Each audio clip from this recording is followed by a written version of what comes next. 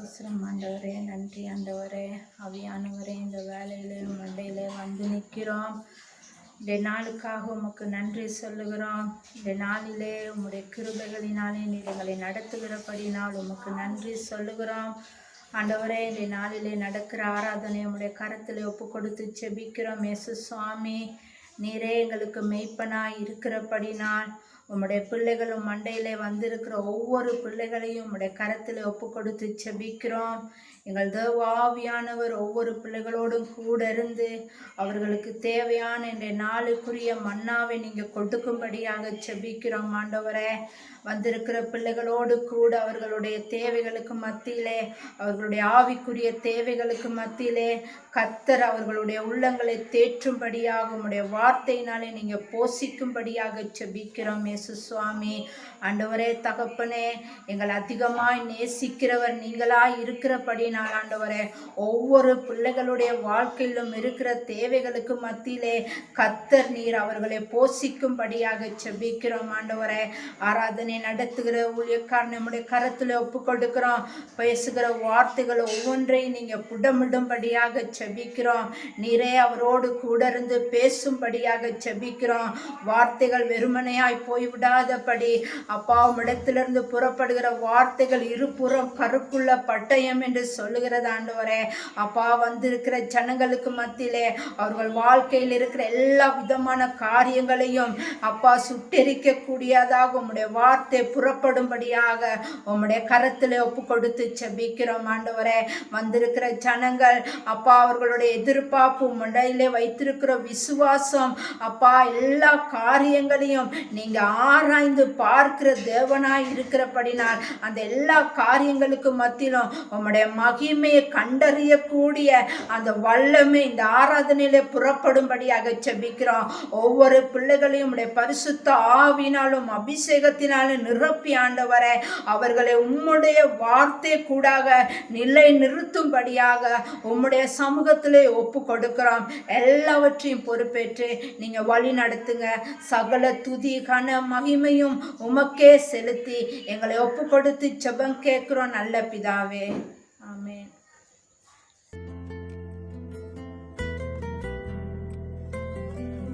வழி தெரிஞ்சோ நான் தொலைஞ்சு போனேன், பாத புரியாம பயந்து நின்னேன். வழி தெரிஞ்சோ நான் தொலைஞ்சு போனேன், பாத புரியாம பயந்து நின்னேன். 100 பேரை தேடி நீங்க போகல,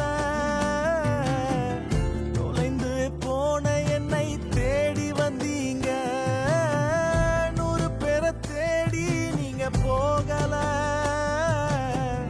தொலைந்து போன என்னை தேடி வந்தீங்க.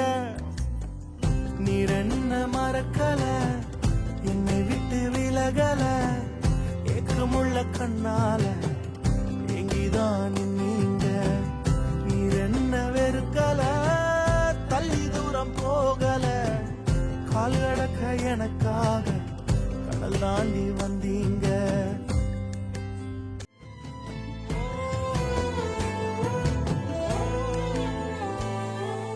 சிறந்ததெல்லாம் கூட்டத்தில் இருக்க,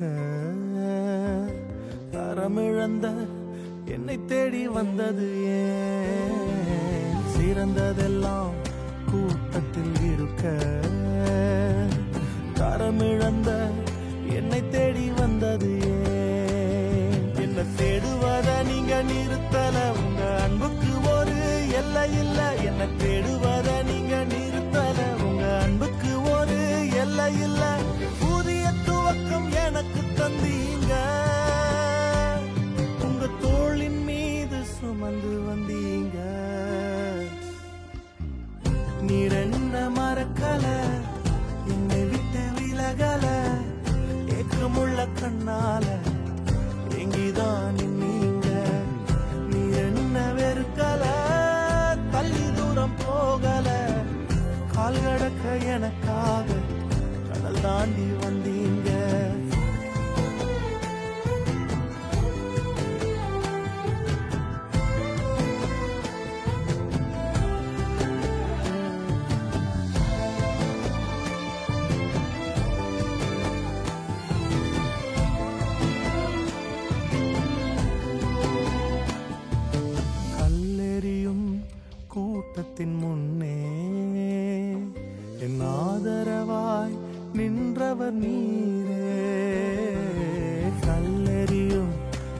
கூட்டத்தின் முன்னே என் ஆதரவாய் நின்றவர் நீரே. என் கரம் பிடித்து தூக்கினீர், என் கரைகளெல்லாம் நீக்கினீர். என் கரம் பிடித்து தூக்கினீர், என் கரைகளெல்லாம் நீக்கினீர். உன் பிள்ளையாக மாற்றிவிட்டீரே, என்னை தள்ளாத தகப்பன் நீரே. இயேசு என்ன மறக்கல, என்னை விட்டு விலகல, ஏக்கமுள்ள கண்ணால எங்கிதான் நீங்க. நீர் என்ன வெறுக்கல, தள்ளி தூரம் போகல, கால் கடக்க எனக்காக கடல் தாண்டி வந்தீங்க. இயேசு என்ன மறக்கல, என்னை விட்டு விலகல, ஏக்கமுள்ள கண்ணால எங்கிதான் நீங்க. நீர் என்ன வெறுக்கல, தள்ளி தூரம் போகல, கால் கடக்க எனக்காக கடல் தாண்டி வந்தீங்க.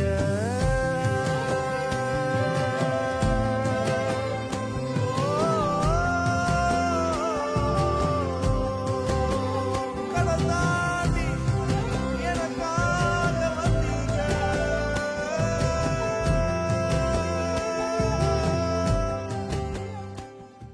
முதலாம் வேத பாடம் உபாகமம் 30ஆம் அதிகாரம் 15ஆம் வசனம் தொடக்கம் 20ஆம் வசனம் வரை.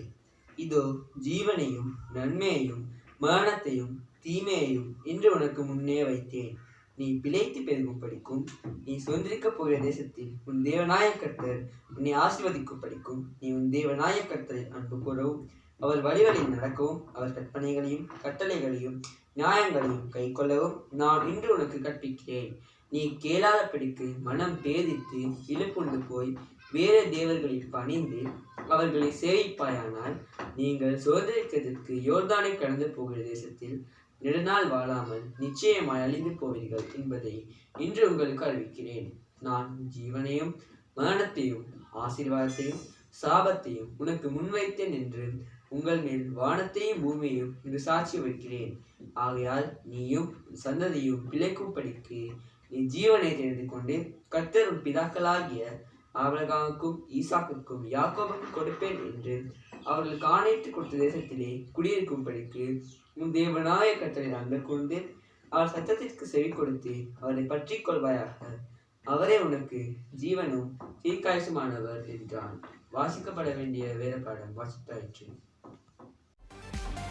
நன்றி பலிகள் செலுத்திய நாங்கள் ஆலயம் கூடி வந்தோ, துதி பலிகள் செலுத்திய நாங்கள் உம்மை போற்ற வந்தோ. நன்றி பலிகள் செலுத்திய நாங்கள் ஆலயம் கூடி வந்தோ, துதி பலிகள் செலுத்திய நாங்கள் உம்மை போற்ற வந்தோ. கர்த்தர் செய்த நன்மைக்காக நன்றி செலுத்த வந்தோ. நன்மை மறவா அவர் கிருபை எண்ணிய துதிக்க வந்தோ. கர்த்தர் செய்த நன்மைக்காக நன்றி செலுத்த வந்தோ. நன்மை மறவா அவர் கிருபை எண்ணிய துதிக்க வந்தோ.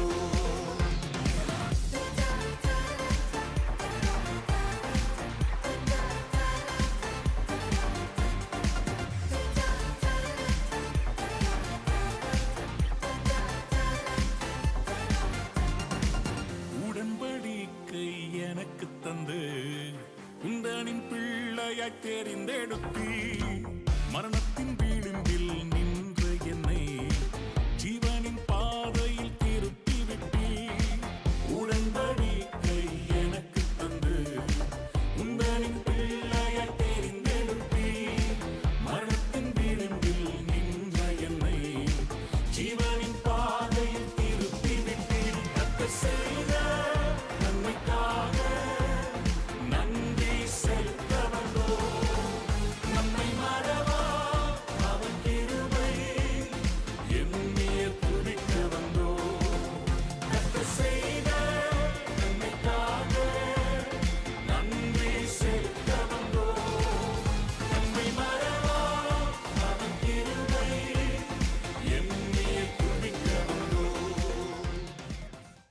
சுவிசேஷ வாக்கியம் பரிசுத்த லூக்கா எழுதிய சுவிசேஷம் 14ஆம் அதிகாரம் 25 முதல் எழுதியிருக்கிற நற்செய்தியை கேளுங்கள். பின்பு அநேக ஜனங்கள் அவரோடே கூட பிரயாணமாய் போகையில் அவர்களிடமாய் அவர் திரும்பி பார்த்து, யாதொருவன் என்னிடத்தில் வந்து தன் தகப்பனையும் தாயையும் மனைவியையும் பிள்ளைகளையும் சகோதரரையும் சகோதரிகளையும் தன் ஜீவனையும் வெறுக்காவிட்டால் எனக்கு சீஷனாய் இருக்க மாட்டான். தன் சிலுவையை சுமந்து கொண்டு எனக்கு பின் செல்லாதவன் எனக்கு சீஷனாய் இருக்க மாட்டான். உங்களில் ஒருவன் ஒரு கோபுரத்தை கட்ட மனதாயிருந்து அஸ்திபாரம் போட்ட பின்பு முடிக்க திராணி இல்லாமல் போனால் பார்க்கிறவர்கள் எல்லாரும், இந்த மனுஷன் கட்டத் தொடங்கி முடிக்க திராணி இல்லாமல் போனான் என்று சொல்லி தன்னை பரியாசம் பண்ணாதபடிக்கு அதை கட்டி தீர்க்கிறதற்கு தனக்கு நிர்வாகம் உண்டோ இல்லையோ என்று முன்பு அவன் உட்கார்ந்து செல்லும் செலவை கணக்கு பாராமல் இருப்பானோ? அன்றியும் ஒரு ராஜா மற்றொரு ராஜாவோட யுத்தம் செய்ய போகிற போது தன்மேல் 20,000 சேவகரோடே வருகிற அவனை தான் 10,000 சேவகரை கொண்டு எதிர்க்க கூடுமோ கூடாதோ என்று முன்பு உட்கார்ந்து ஆலோசனை பண்ணாமல் இருப்பானோ? கூடாதென்று கண்டால் மற்றவன் இன்னும் தூரத்தில் இருக்கும் போதே ஸ்தானாபதிகளை அனுப்பி சமாதானத்துக்கானவைகளை கேட்டுக்கொள்வானே. அப்படியே உங்களில் எவனாகிலும் தனக்கு உண்டானவைகளை எல்லாம் வெறுத்து விடாவிட்டால் அவன் எனக்கு சீஷனாய் இருக்க மாட்டான். வாசிக்க வேண்டிய சுவிசேஷ வாக்கியம் வாசித்தாயிற்று. உங்கள் அனைவரையும் இயேசுவின் நாமத்தில் வாழ்த்துகிறேன். இந்த வாரம் நற்செய்தி புத்தகத்திலிருந்து நாம் வாசிப்பதற்காக தெரிந்து கொண்ட வேத பகுதியானது லூக்கா எழுதின சுவிசேஷம் 14வது அதிகாரம் 25வது வசனம் தொடங்கி 33வது வசனம் வரையிலான வேத பகுதியாகும். இந்த பகுதியிலே இயேசு போதித்த ஒரு கடினமான போதனை குறித்து நாங்கள் வாசிக்கிறோம். ஆனால் இது இன்றும் நம் வாழ்க்கைக்கு பொருத்தமாக இருக்கிறது என்பதை நாங்கள் நினைவில் கொள்ள வேண்டும். இதன் உண்மையான அர்த்தம் என்ன, இது குறித்த தவறான கருத்துக்கள் என்ன என்பதை பற்றி நாம் முதலாவது ஆராய்ந்து பார்ப்பது முக்கியம் என்று நான் நினைக்கிறேன். இங்கே இயேசு கற்றுக் கொடுத்த ஒரு மிக முக்கியமான காரியம் நம் ஒவ்வொருவருக்கும் ஒரு சவாலை கொடுக்கும் என்பதிலே எந்த விதமான சந்தேகமே இல்லை. திரளான ஜனங்கள் இயேசுவை பின்பற்றி போனார்கள் என்பதாக இந்த பகுதி தொடங்குகின்றது. இயேசு சொல்ல போகும் காரியம் நிறைய பிரபலத்தின் இருதயத்துக்கு எதிராக பேசும் ஒன்றாக இருக்கிறது. பெரிய கூட்டம் ஒன்று அவரை பின்தொடர்ந்தது. நீங்கள் எந்த ஒரு நிகழ்வுக்கு சென்றாலும், ஒரு அரசியல் பேரணியாக இருந்தால் சரி, விளையாட்டு நிகழ்ச்சியாக இருந்தாலும் சரி, இசை நிகழ்ச்சியாக இருந்தாலும் சரி, அங்கு நிறைய மக்கள் அல்லது குழுக்கள் கூடி வருவார்கள். அவர்கள் பிரபலமானவர்கள் என்பதால் அல்ல, மாறாக அந்த பெரிய நிகழ்வில் கலந்து கொள்வதற்கூடாக அவர்கள் பிரபலம் அடைவார்கள். எளிதாக கூறுவதாயின், அங்கு நிறைய பேர் இருப்பதால் அவர்கள் தங்களை அந்த பெரிய நிகழ்வில் ஒரு பங்காளர்களாக காண்பித்துக் கொள்வார்கள், அப்படி காண்பிக்க விரும்புவார்கள். ஆனால் இது போன்ற சூழல்களில் நீங்கள் உண்மையிலே இரகசியமாக கூட போகலாம். கூட்டத்துடன் கூட்டமாக சேர்ந்து நம்மை மறைத்து கொண்டு நாம் போகலாம். ஆனால் உண்மையான ஒரு நோக்கம் இல்லாமல், தனிப்பட்ட தியாகம் இல்லாமல், ஏனோ தானோ என்று போகிற ஜனத்தோடு ஒரு ஆளாக நாம் போகலாம். ஜனக்கூட்டத்தில் நீங்கள் உங்களை ஒளித்துக் கொள்ளலாம். இந்த பகுதியிலே நாம் பார்க்க போகும் மிக முக்கியமான விடயம் என்னவென்றால், இந்த சூழலில் இயேசு பிரபலம் அடைந்து கொண்டிருந்தார். இந்த சம்பவம் நடக்கிற நேரத்தில் இயேசுவின் கீர்த்தி அங்கே புகழ் அடைந்து கொண்டு வந்த ஒரு காலகட்டமாக இருக்கிறது. மேலும் மக்கள் அவரை நோக்கமற்ற விதத்தில் பின்தொடர்வதை அவர் விரும்பவில்லை. ஏதோ அவர் பின்பதாக வருகிறேன் என்று அதன் ஆழத்தை அறியாமல் அவரை பின்பற்றி வருவதில் அவர் பிரியம் கொள்ளவில்லை. ஆனால் இயேசுவின் உண்மையான சீஷராக இருப்பதில் உண்மையான கிரயம் ஒன்று செலுத்த வேண்டி இருக்கிறது என்பதை அவர் அவர்களுக்கு நினைவூட்ட விரும்பினார். எனவே அவர் அந்த கூட்டத்துக்கு, அங்கே இருந்த அந்த ஜனக்கூட்டத்தை பார்த்து அவர் இவ்வாறு கூறினார்: யாதாவது ஒருவன் என்னிடத்தில் வந்து அங்கே தன் தகப்பனையும் தன் தாயையும் தன் மனைவியும் பிள்ளைகளையும் சகோதரனையும் சகோதரிகளையும் தன் ஜீவனையும் அவன் வெறுக்காவிட்டால் அவனுக்கு என்னுடைய சீஷனாய் இருக்க முடியாது என்றான். இப்போது இந்த கடினமான அதிர்ச்சியூட்டும் வார்த்தைகளை கொஞ்சம் பாருங்கள். யாராவது அவரிடத்தில் வந்து தனது நெருங்கிய குடும்பத்தை வெறுக்கவில்லை என்றால், அவருக்காக தன் ஜீவனையும் கூட இழக்க ஆயத்தமில்லை என்றால் நமக்கு அவருடைய சீஷர்களாக இருக்க முடியாது என்பதை இயேசு வலியுறுத்துகிறார். இதன் அர்த்தம் நாம் நம்முடைய குடும்பத்தை வெறுப்பது என்பதோ அல்லது சொந்த வாழ்க்கையை அழித்துக் கொள்வதோ அல்லது வெறுப்புணர்வோடு வாழ்வதோ என்று கிடையாது. உண்மையிலே நாம் நம்முடைய குடும்பத்தை கவனிக்க வேண்டும்.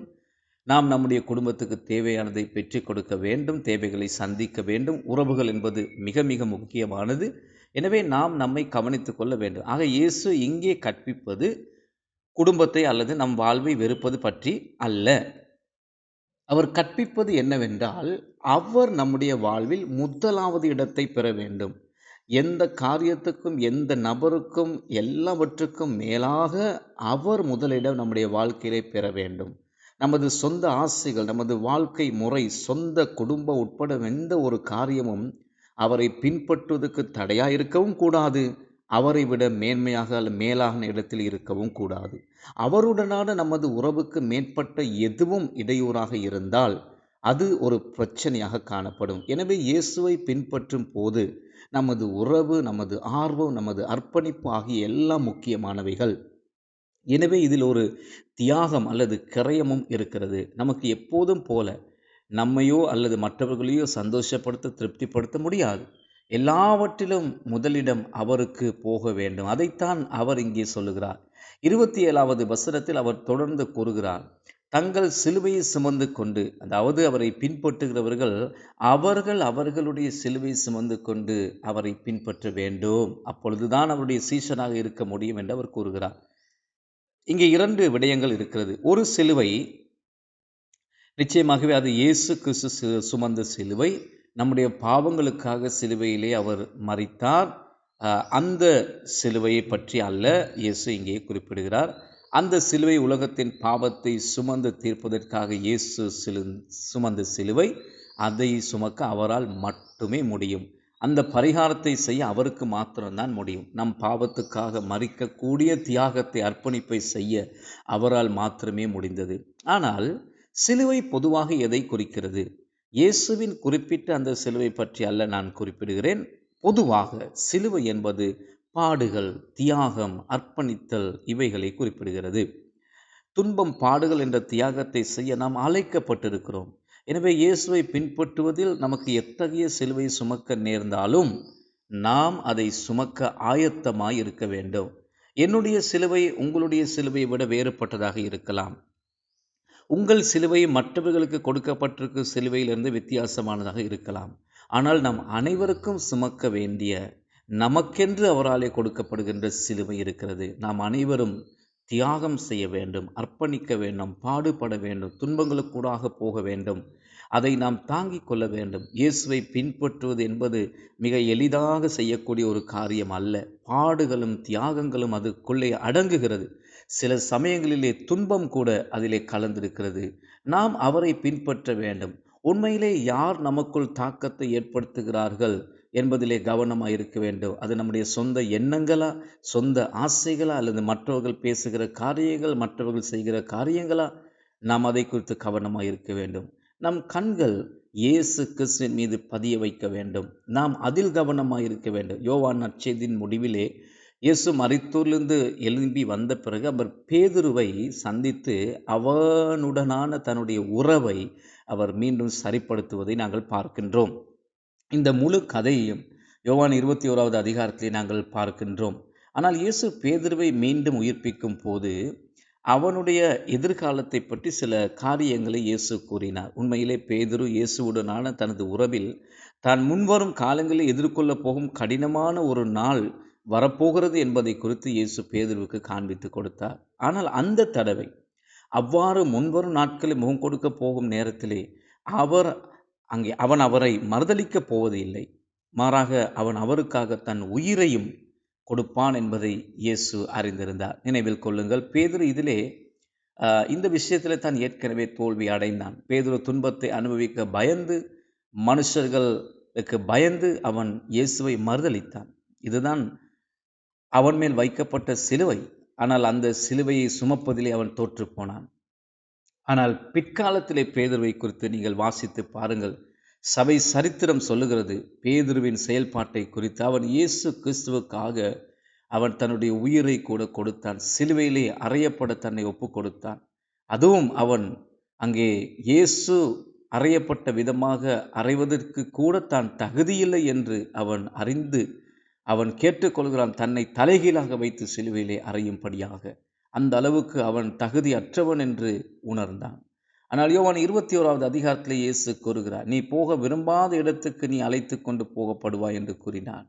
ஆனால் அந்த முறை நீ என்னை மறுதலிக்க மாட்டாய், நீ எனக்காக உயிரையும் கொடுப்பாய் என்று இயேசு கூறினார். எனவே அவன் திரும்பி பார்த்தபோது இயேசுவின் சீஷர்களில் ஒருவனான இயேசு மிகவும் நேசித்த யோவான் அங்கே தூரத்தில் வருவதை அவன் கண்டு இயேசுவினிடத்திலே கேட்கிறான், ஆண்டவரே, இவனுடைய காரியம் எப்படியாயிருக்கும், இவனுடைய முடிவு எப்படியாயிருக்கும் என்று கேட்டான்.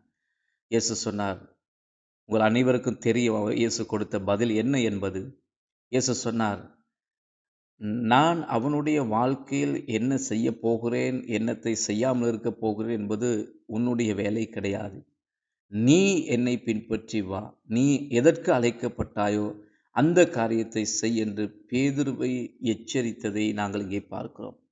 நான் அதை தான் உங்களுக்கு சொல்ல விரும்புகிறேன். மற்றவர்கள் என்ன செய்தாலும் செய்யாவிட்டாலும் அதை தேடி பார்ப்பது நம்முடைய வேலை கிடையாது. ஒருவேளை அவர்கள் அழைக்கப்பட்ட காரியத்துக்கு நாங்கள் அழைக்கப்படாது இருக்கலாம். அதே நேரம் நாங்கள் செய்யும் காரியத்தை செய்யும்படிக்கு அவர்கள் அழைக்கப்படாது இருக்கலாம். நாம் இயேசு மீது நம் கண்களை பதிய வைக்க வேண்டும், அவரை பின்பற்ற வேண்டும். அவர் நமக்கு கொடுத்த சிலுவை நாம் சுமக்க வேண்டும். அதில் உள்ள பாடுகள், துன்பங்கள் எதுவாக இருந்தாலும் அதை தாங்கிக் கொண்டு இயேசுவை உண்மையாக பின்பற்றி போக வேண்டும். எனவே வேறு எந்த உறவு அவருக்கு முன்பாக முதல் ஸ்தானம் பெறாதபடி, முதல் ஸ்தானத்தை நாங்கள் கொடுக்காதபடி, எந்த உறவையும் அவரை விட மேலாக நாங்கள் வைக்காதபடி, அவரோடு இருக்கிற நம்முடைய உறவை வேறு எந்த காரியம் பிரித்து விடாதபடி நாம் கவனமாக இருக்க வேண்டும். நம் கண்களை அவர் மீது பதிய வைக்க வேண்டும். அவர் மீது இருக்கிற உறவிலே நிலைநிறுத்தி அதற்கே முக்கிய கவனத்தை நாங்கள் கொடுக்க வேண்டும். அதற்கு தான் நாங்கள் அதிக அக்கறை காட்ட வேண்டும். மற்றவர்கள் எதை செய்கிறார்கள், எதை செய்யவில்லை என்பதை பற்றி நாம் ஒருபோதும் தேடி பார்க்கவோ அதை குறித்து நாங்கள் கவலைப்படவோ கூடாது. இது முற்றிலும் இயேசு நம்மை எதை செய்யும்படிக்கு அழைத்திருக்கிறாரோ அதை செய்யாதபடி தடுத்துவிடும். ஆகவே நாம் அவர் எதற்காக நம்மை அழைத்தாரோ அதை செய்வதற்கு மாத்திரம் கவனமாக இருக்க வேண்டும். நாம் அவரை பின்பற்றுகின்றோமா? உண்மையிலே நாம் நமக்கு கொடுக்கப்பட்ட சிலுவையை சுமக்கின்றோமா? வேறு எந்த மனித உறவையும் விட, நமது சொந்த ஆசைகள் விருப்பங்களை விட நம் வாழ்க்கையில் நாம் அவரை முதன்மையான இடத்தில் வைத்திருக்கின்றோமா? நாம் இதை பற்றி அதிகமாய் கருத வேண்டும். அதை தொடர்ந்து பாருங்கள், அவர் 2 உதாரணங்களை காண்பிக்கிறார். அவை எல்லாவற்றையும் நாங்கள் வாசிக்கப் போவதில்லை. இன்றைய பகுதிக்கு அவைகள் அங்கே இன்றைய பகுதியில் நான் அவைகளை காண்பிக்கப் போவது இல்லை. ஆனால் 2 உதாரணங்களை இயேசு கொடுக்கிறார். கட்டிடத்தை கட்டும் முன்பாக திட்டமிடுதலை பற்றியும் போருக்கு போவதற்கு முன்பதாக ஆயத்தப்படுவதை குறித்து 2 உதாரணங்களை இயேசு அங்கே காண்பிக்கிறார். இவைகள் எல்லாம் கணக்கு பார்ப்பதை பற்றியதாக இருக்கிறது. இந்த கட்டிட திட்டத்தை என்னால் கட்டி முடிக்க முடியுமா, இந்த போரை என்னால் போய் வென்று கொண்டு வர முடியுமா என்பதை பற்றி போக முன்பதாக தீர்மானிக்க வேண்டும் என்பதை குறித்து இயேசு காண்பிக்கிறார், எச்சரிக்கிறார். இது வெறுமனே எங்களுடைய நேரத்தையோ சக்தியோ பலத்தையோ முதலீடு செய்யும் ஒரு காரியம் மாத்திரம் கிடையாது. ஒரு காரியத்தை தொடங்குவதை பற்றி அல்ல, அதை முடிக்க திராணி இருக்கிறதா என்பதை குறித்து தொடங்க முன்பதாகவே கவனமாய் உட்கார்ந்து நிதானித்து தீர்மானிக்க வேண்டும் என்பதை இயேசு காண்பிக்கிறார். தன்னை பின்பற்றுகிறவர்கள் ஏதோ வெறுமனே ஏனோ தானோ என்று அவரை பின்பற்றக்கூடாது என்பதில் அவர் அதிக கவனமாயிருக்கிறார். அவரை பின்பற்றுவது என்றால் அதிலே ஒரு கிரயம் இருக்கிறது என்பதை இயேசு மீண்டும் மீண்டும் வலியுறுத்துகிறார். நீங்கள் செய்ய வேண்டிய அர்ப்பணிப்புகள் அல்லது நீங்கள் தாங்கக்கூடிய துன்பங்களை பொருட்படுத்தாமல் இறுதி வரை அவரை பின்பற்றுவதில் உறுதியாயிருக்க வேண்டும். 34வது வசனத்தில் அவர் கூறுகிறார், உப்பு நல்லதுதான், ஆனால் அது சாரமற்று போனால் அதை எப்படி சாரப்படுத்த முடியும், எப்படி மீண்டும் உப்பாக பயன்படுத்த முடியும்? அது வெளியிலே கொட்டப்படுவதற்கு, மனுஷர்கள் மிதிப்பதற்கு மாத்திரமே அது பாத்திரமாயிருக்கும். எனவே காதுள்ளவர்கள் கேட்க கடவர்கள். நாம் இந்த பூமிக்கு உப்பாய் இருக்கிறோம். இந்த பூமியிலே உப்பாய் இருக்கும்படி நாம் அழைக்கப்பட்டிருக்கிறோம். மற்றவர்கள் இயேசுவை பின்பற்றி செல்லும்படிக்கு, அவர்கள் இயேசுவை சீஷர்களாக இருக்கும்படிக்கு நாம் அவர்களுக்கு ஒரு முன்மாதிரியாக, ஒரு வித்தியாசமான ஒரு வாழ்க்கையை நாம் வாழ்ந்து காண்பிக்க வேண்டும். ஆனால் இதில் இருக்கும் அர்ப்பணிப்பு அல்லது துன்பத்தை நாங்கள் ஒருபோதும் பெரிதாக எடுத்துக்கொள்ளக்கூடாது, சோர்ந்து போகக்கூடாது. அந்த அர்ப்பணிப்பு, அந்த துன்பத்தை நாங்கள் தாங்கிக் கொண்டு அந்த பாடுகள் மத்தியிலே போகும்போது நம் கண்களை இயேசு கிறிஸ்து மேலே மாத்திரம் பதிய வைத்து அவருக்கு மாத்திரம் நம்முடைய வாழ்க்கையில் எல்லாவற்றை விட முதலிடத்தை கொடுத்து உண்மையாக அவரை பின்பற்ற வேண்டும், சீஷர்களாக இருக்க வேண்டும். கர்த்தர் தாமே உங்களுக்கு இந்த கிருபை அளிப்பாராக. அவர் உங்களை ஆசீர்வதிப்பாராக. ஆமேன், ஆமேன்.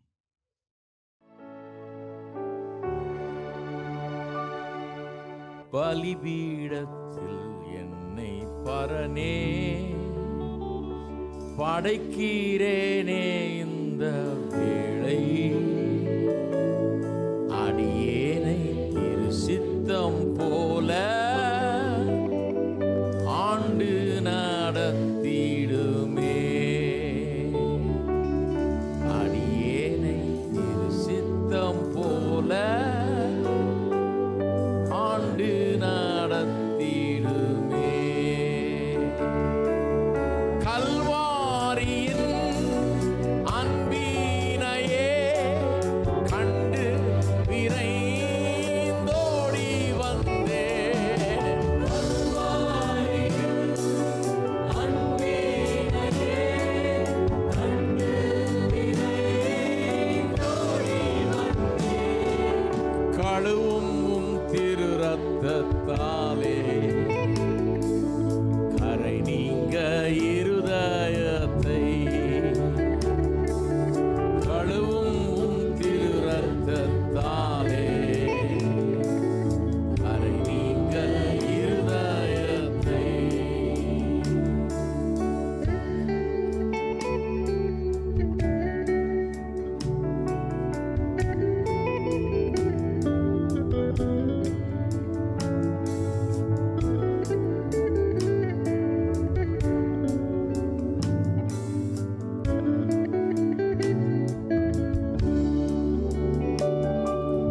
நீரன்றி என்னாலே பாரில் ஏதும் நான் செய்திட இயலே,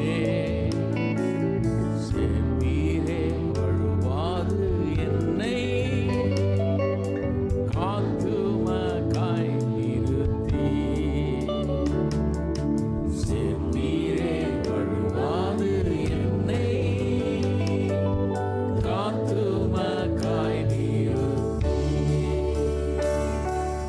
கல்வாரியின் அன்பினையே கண்டு விரைந்தோடி வந்தேன்.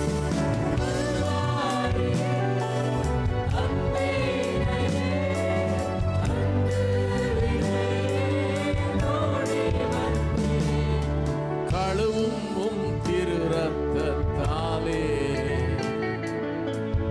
நீங்க இருதயத்தை, கழுவும் திரு ரத்தத்தாலே கரை நீங்க இருதயத்தை.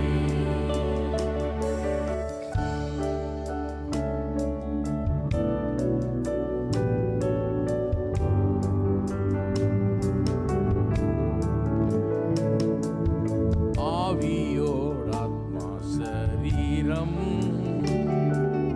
அன்பரே உமக்கென்றும் தந்தே, ஆலயமாக்கியே இப்போ ஆசீர்வதித்தருளும், ஆலயமாக்கியே இப்போ ஆசீர்வதித்தருளும்.